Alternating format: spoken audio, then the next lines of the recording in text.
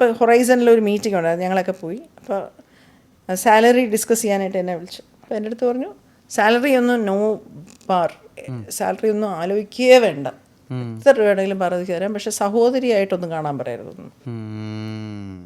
ഞാൻ ആ ഹോട്ടലിൽ നിന്ന് ഇറങ്ങി വീട് വരെ നടന്നു കരഞ്ഞുകൊണ്ട്, രാത്രി 9:30. ഞാൻ എൻ്റെ ഭൂമിയുടെ അടിയിൽ നിന്ന് മണ്ണൊലിച്ചു പോകുന്ന പോലെ തോന്നി. ഒന്നുമില്ല, കയറിയും പോയി, ഈ ജോലിയും പോയി, പൈസയും പോയി, കടവും കയറി, എന്ത് ചെയ്യണമെന്നൊന്നും പറഞ്ഞു. ഇപ്പോൾ വീട്ടിൽ ചെന്ന് ചോദിച്ചാൽ പൈസ തരും, പക്ഷേ ഞങ്ങളങ്ങനെ ചോദിച്ചിട്ടില്ല.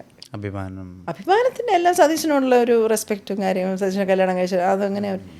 ഞാൻ വീട്ടിൽ വന്ന് നടന്ന് വരുന്നുണ്ട്, സതീശൻ കണ്ടപ്പോഴേ ചോദിച്ചു എന്ത് പറ്റി.